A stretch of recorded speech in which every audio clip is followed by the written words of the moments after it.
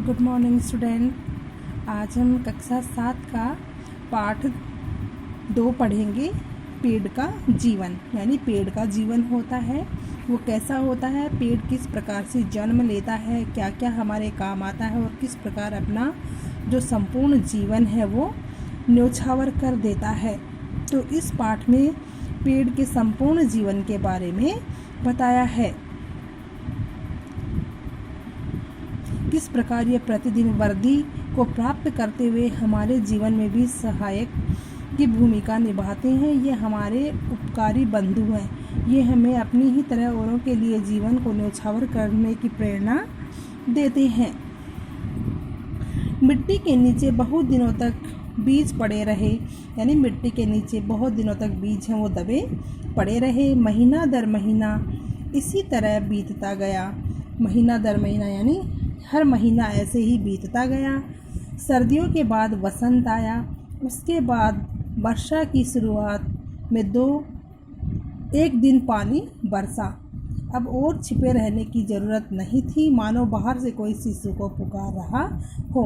यानी वसंत ऋतु के बाद में, गर्मी आने के बाद में जो वर्षा ऋतु शुरू हो जाती है, वर्षा की शुरुआत हुई तो जो बीज थे, जो यानी कि जो ज़मीन में नन्हे बच्चे जो छुपे हुए थे, उनको ऐसा लग रहा था कि उन्हें कोई बाहर से पुकार रहा है कि अब सोए मत रहो, ऊपर उठ जाओ, सूरज की रोशनी देखो। यानी अब ज़मीन में मत दबे रहो, बीजों को कोई पुकार रहा है, अब तुम बाहर ज़मीन से बाहर निकलो और बाहर जो सूरज की रोशनी है उसे देखो, बाहर की जो दुनिया है उसे देखो। आहिस्ता आहिस्ता बीज का ढक्कन दरक गया। आहिस्ता आहिस्ता यानी धीरे धीरे बीज का ढक्कन दरक गया। बीज के जो कवच होता है बाहर से वो खुल गया। दरकना यानी दरार आके टूटना या तरेड़ आकर टूटना, तो उसमें दरार पड़ गई और वो टूट गया। तो उसके अंदर से क्या है, 2 सुकोमल पत्तियों के बीच अंकुर बाहर निकला और 2 जो कोमल पत्तियां हैं उनके बीच से एक अंकुर बाहर निकला। अंकुर को उड़ते देखा जैसे कोई शिशु अपना नन्हा सा सिर उठाकर आश्चर्य से नई दुनिया को देख रहा हो। यानी कि अंकुर इस प्रकार ऐसे लग रहा था, जो अंकुर बाहर निकला पौधे का बीज से, तो ऐसे लग रहा था जैसे कोई नन्हा सा बच्चा है, वो आश्चर्य से देख रहा है कि मैं इस नई दुनिया में कहाँ आ गया। गाछ का अंकुर निकलने पर जो अंश माटी के भीतर प्रवेश करता है उसका नाम जड़ है। यानी कि गाछ वृक्ष होते हैं, तो जो वृक्ष होते हैं, पेड़ पौधे होते हैं, उनका अंकुर निकलने पर जो अंकुर निकल जाता है और जो हिस्सा उसका मिट्टी में रहता है, इस चित्र में दिया भी गया है अंकुर, ये हिस्सा जो मिट्टी में रह गया तो ये तो जड़ होता है, और एक हिस्सा जो ऊपर निकल जाता है इसको तना बोलते हैं। सभी गाछ वृक्ष यानी सभी पेड़ पौधों में जड़ व तना ये 2 भाग मिलेंगे। पेड़ के 2 मुख्य भाग होते हैं, जड़ व तना। यह एक आश्चर्य की बात है कि गाछ वृक्ष को जिस तरह भी रखो जड़ नीचे की ओर ही जाएंगी। यानी कि यह बहुत ही आश्चर्य की बात है। जो वृक्ष होते हैं, पेड़ पौधे होते हैं, उनको आप कैसे भी रखो लेकिन उनकी जड़ें जो होती हैं वो हमेशा नीचे की तरफ ही जाएंगी। यानी जिधर मिट्टी होती है तो मिट्टी की तरफ ही जाएंगी, और तना होता है वो ऊपर की ओर आएगा। तो जड़ होती है वो तो मिट्टी से अपना भोजन ग्रहण करते हैं, और तना होता है वो वायु और सूर्य की जो रोशनी होती है उसकी तरफ बढ़ता है। एक गमले में पौधा था। परीक्षण करने के लिए कुछ दिन गमले को औंधा लटकाए रखा। नहीं, एक गमले में पौधा लिया और पौधे को कुछ दिन के लिए परीक्षण करने के लिए कि जड़ किधर जाएंगी और तना किधर जाएगा, तो उस गमले को उल्टा करके लटका के रखा। जैसे इस चित्र में दिया गया है, गमला है, इसको उल्टा करके लटका रखा है। तो जड़ें हैं वो तो मिट्टी के अंदर जा चुकी हैं इसकी, और जो तना है वो जिधर रोशनी है, सूर्य जिधर है उसकी तरफ वो ऊपर की तरफ निकल रहा है, यानी ऊपर ही बढ़ रहा है। पौधे का सिर नीचे की तरफ लटका रहा और जड़ ऊपर की ओर रही। एक दिन बाद क्या देखता हूँ, जैसे पौधे को भी सब भेद मालूम हो गया हो। उसके पत्तियां और डालियां टेढ़ी होकर ऊपर की तरफ उठ गई तथा जड़ घूमकर नीचे की ओर लटक गई।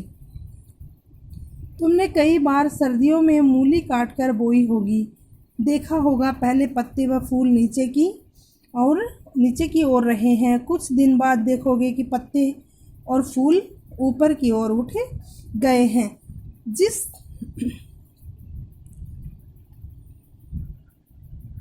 हम जिस तरह भोजन करते हैं, गाछ बिरछ भी उसी तरह भोजन करते हैं। हम जैसे जिस प्रकार से अपना भोजन करते हैं, पेड़ पौधे होते हैं वो भी उसी तरह से अपना भोजन करते हैं।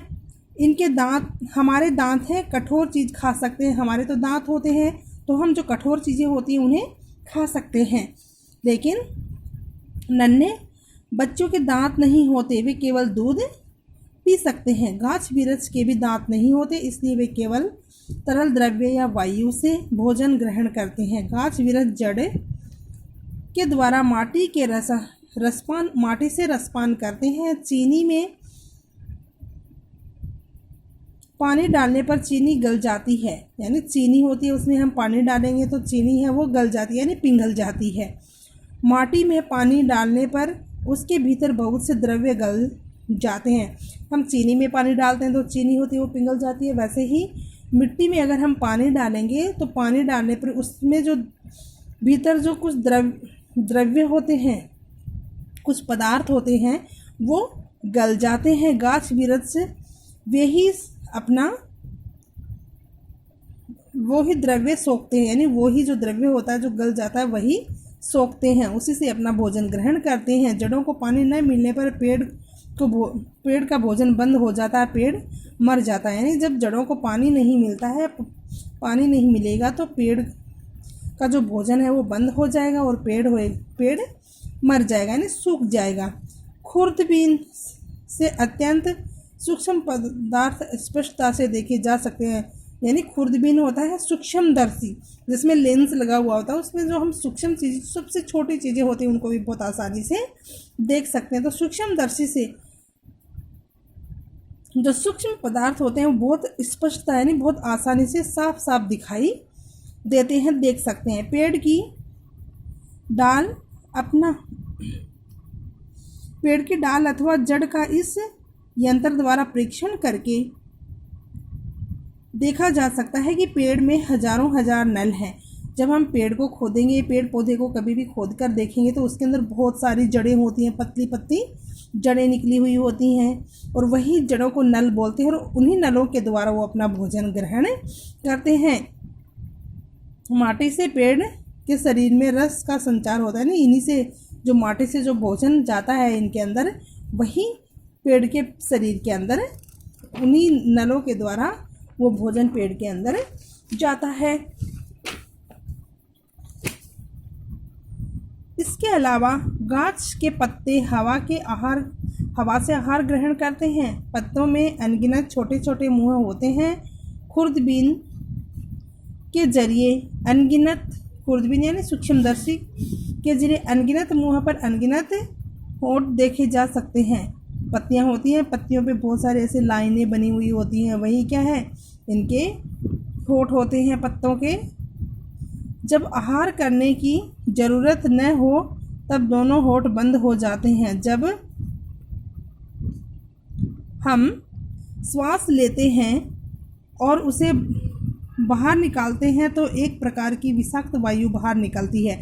जब हम सांस लेते हैं तो हमारे अंदर से विषाक्त वायु होती है, वो बाहर निकलती है, और उसे अंगारक वायु कहते हैं। अंगारक यानी कार्बन डाइऑक्साइड गैस कहते हैं। अगर यह जहरीली हवा पृथ्वी पर इकट्ठी होती रहे तो तमाम जीव जंतु कुछ ही दिनों में उसका सेवन करके नष्ट हो जाएंगे। अगर यह गैस है, अगर हमारी पृथ्वी पे, धरती पे इकट्ठी होती गई तो जो जितने भी जीव जंतु हैं वो उस हवा को ग्रहण करके उससे मर जाएंगे, उसके सेवन से। और जो पेड़ पौधे होते हैं, जरा विधाता की करुणा का चमत्कार तो देखो, जीव जंतुओं के लिए जहर है, गाछ बिरछ उसी का सेवन करके उसे पूर्णतः शुद्ध कर देते हैं। और जब कार्बन डाइऑक्साइड गैस होती है, वृक्ष होते हैं वो उसको ग्रहण करते हैं और उसको शुद्ध कर देते हैं। पेड़ के पत्तों पर जब सूर्य का प्रकाश पड़ता है तब पत्ते सूर्य ऊर्जा के सहारे अंगारक वायु से अंगार निषेध कर डालते हैं। जब सूर्य का प्रकाश पड़ता है पेड़ पौधों पे तो उससे वो जो जहरीली गैस होती है, कार्बन डाइऑक्साइड गैस होती है, उसके अंदर जो विषाक्त विषैली जो चीज़ें होती हैं उनको सोख लेते हैं और उस हवा को शुद्ध करके उसको ऑक्सीजन में बदल देते हैं। और यही अंगार वृक्ष के शरीर में प्रवेश करके उसका संवर्धन करते हैं।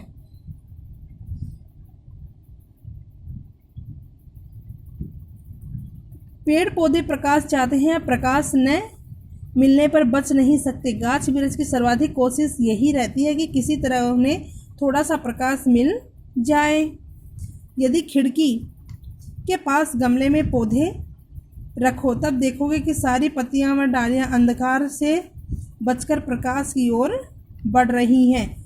वन में जाने पर पता लगेगा कि तमाम गाछ वृक्ष इस होड़ में सचेत है कि कौन जल्दी से सिर उठाकर पहले प्रकाश की झपट ले।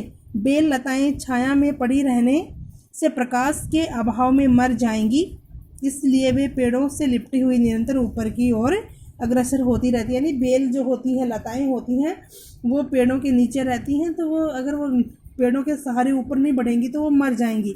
इसलिए जो लताएं होती हैं वो पेड़ों का सहारा लेके, उनके तने का सहारा लेके वो ऊपर की ओर जाती हैं, यानी प्रकाश की ओर जाती हैं।